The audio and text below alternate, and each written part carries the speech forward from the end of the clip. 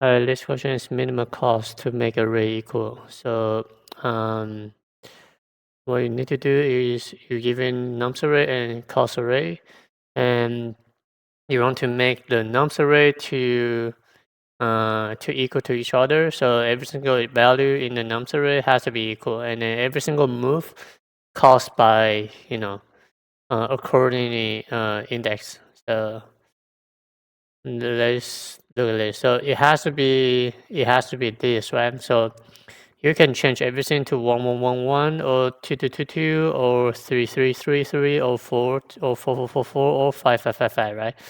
Depending on your cost. So you want to return the minimum total cost to make the array equal. So again, like we already know, like the range between list is going to be either 1 all the way to 5, right?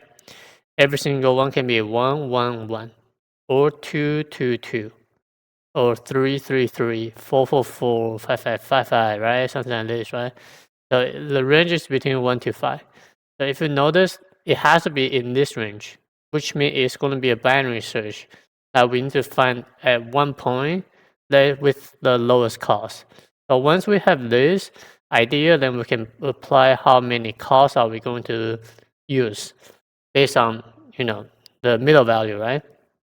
So we're going to calculate the default one. The default one is going to be we're going to take this one step, only one step. Like I don't care how is it going up or is it going down. I just want to know like one step. What is the minimum cost for this? And then once I find out that, and then I can just apply um, my binary search method to swap, right? So if this is a nonce array, and I already knew like this is going to be the same, so you are not changing anything, right? So in this idea, like I'm still going to have a min and max, so it's going to be 2, 2, and I'm going to calculate the one step cost, and then once I do the binary traversal, since this is 2, 2, 2, 2, right? So at some point, like you'll have what?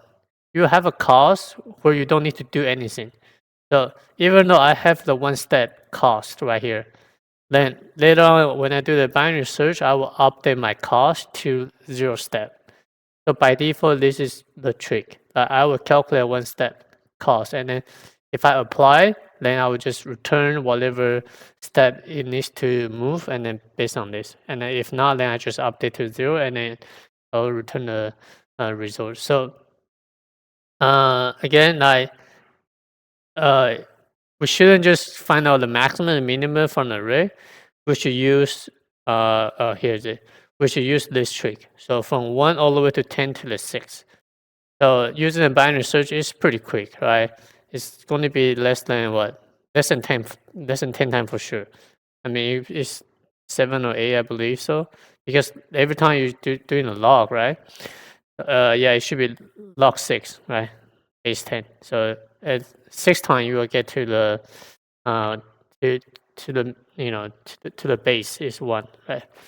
So the first thing is I want to calculate the cost, and then I'm taking the nums array, I'm taking the cost as well, and I also need to take the step.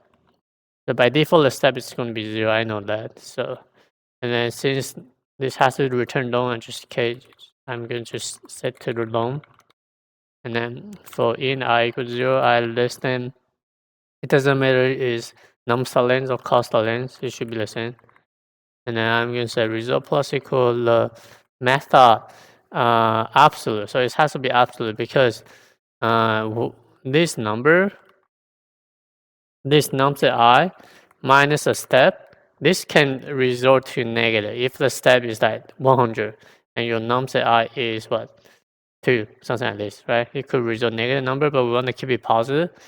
So every single, this absolute value, I'm going to multiply by cost I. And then I would do the, I equal to 1L, and then J equal to what?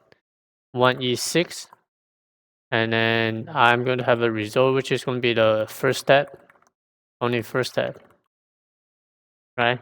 So this will be a straightforward idea. And 1e6 is the long, so you need to cast. Sorry, 1e6 is a double. You want to cast to long, and then this I will just do the binary.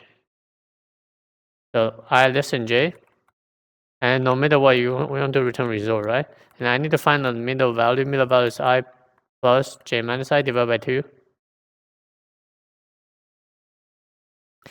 And then it has to be long again.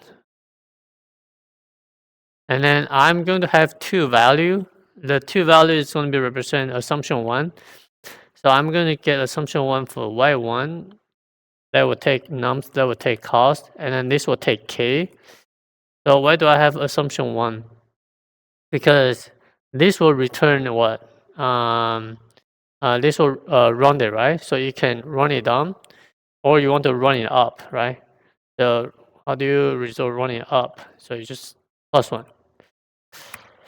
So I'm gonna have like, so k has to be valid, right? K has to be in between I and j, and then if this run it down, it's going to be k. If you run it up, it's going to be k minus k plus 1, right? So your result will just keep comparing between y1 and y2. It has to be mean, right? And then the the pointer update is going to be based on the y1 and y2. So if y1 less than y2, and then you are just comparing yourself, right? K and k plus 1. So I is either moved to k or k plus 1, or j is either moved to k or k plus 1. It's depending on your method. So I would just say, okay, if y1 is less than y2, which means the range is too big, I want to make sure y1, at some point it will be greater than y2, right? So in this case, j will just update to k, right? So update my right pointer to the middle, and then in this case, I would become k plus 1, which is greater because I need to, for some reason, y1 is too big. I want to shift my I to the middle. And then if you notice, this is k plus 1. This will represent the pointer they update. So once they update, at some point they will overlap. Sorry, it's not overlap. They will cross each other because I don't have equal, which is going to be valid. And then I will return result. Get cost. Yeah, I forget. Oh, it has to be long. Okay. All right, so this will be the solution. So you might be wondering how do you update Q? So let me run the debugger for the 2. So test case 222. So the range is from I and j. I don't need to calculate the mean and high. So by default, it's doing this. So now keep going. So think about this: 18 for the result. This will be the first step, right? And I find out the middle value k. I do the y1, y2, and then I update it, right? And then keep going, keep going.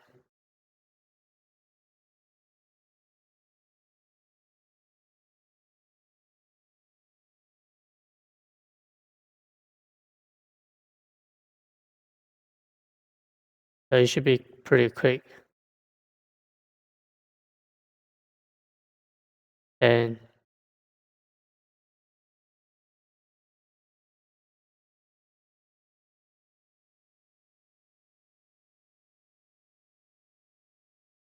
so it 4 more, 3 more. At this point, I and j, it's gonna be valid, and then there's nothing we can update it. Then we will just return right away. So this will return 2. And I just realized I calculated result right here, but I'm not using the mean right here. So it should be like this. So it's either result or y1, y2. Let me run it. Hopefully I'm not making mistake. Yeah. All right. So for the time and space, all right, let's think about the get cost. It's going to be all of them. And this value is log based on the j. So it's going to be log j times n. So it's going to be n log j. And for the space is constant. So this will be a solution. It's a little bit complicated, but you need to think about this. So we need to find out the middle value. I mean, the base value. It doesn't matter if it's a middle value or not, but it's a base value. And then we need to apply the cost to make sure that we have the mean. And then we're always starting with I with 1, j with a 1e6, which is 10 to the 6. And then this will definitely give you the best answer if you apply on your cost for sure. So yeah, that's it. All right, see you.